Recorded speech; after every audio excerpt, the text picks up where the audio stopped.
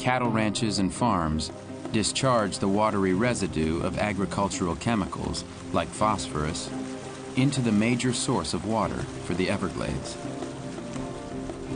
Lake Okeechobee. After decades of abuse, the lake is showing signs of severe damage, and wildlife are always the first to suffer. When you put a whole lot of phosphorus pollution in Lake Okeechobee and in the Everglades, the cattails take over everything. Basically, the cattails get so thick that no wildlife can live in there. There's almost nothing that feeds in cattail. The water underneath the cattails is low in oxygen. There aren't a lot of bugs down there, and birds can't wade through there because it's too thick. Ducks can't swim in there because it's too thick, and it just becomes kind of a biological desert out there. Although most biologists concede that the Everglades can never be returned to its original state, experts are developing plans to reverse the environmental damage, and help is coming from an unlikely source.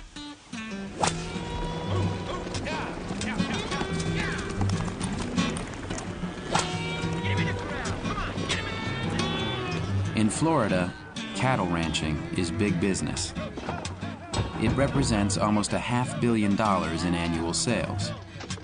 For hundreds of years, there was always enough land for both wildlife and cattle.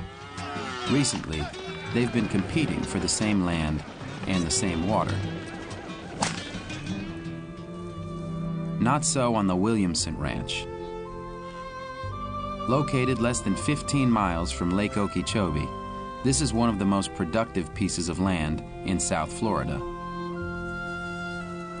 100 years ago, much of the ranch's 8,000 acres was wildlife habitat.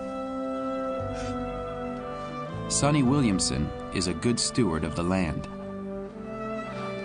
He knows that something must be done to restore the Everglades.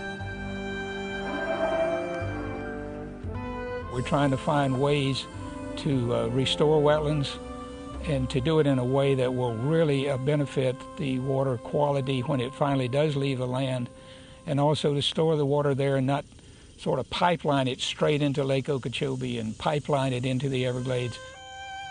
What Sonny Williamson and some of his neighbors are doing is not channeling their tainted agricultural runoff back into the lake,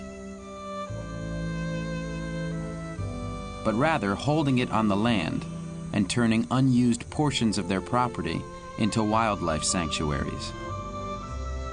Only after the ecosystem naturally filters out the chemical residue is the water allowed to flow into Lake Okeechobee. And in the process, new wetlands have been created, habitats that are essential for the preservation of wildlife. It's a program that's good for the environment and economically sustainable for the ranchers. Our connection with nature is extremely important, I believe, and I don't know what happens to the human being when he's completely urbanized, but I don't really want to be around when that happens. Clearly, the greatest challenge for the future of South Florida is finding a balance between rapid urbanization and the need to save the Everglades.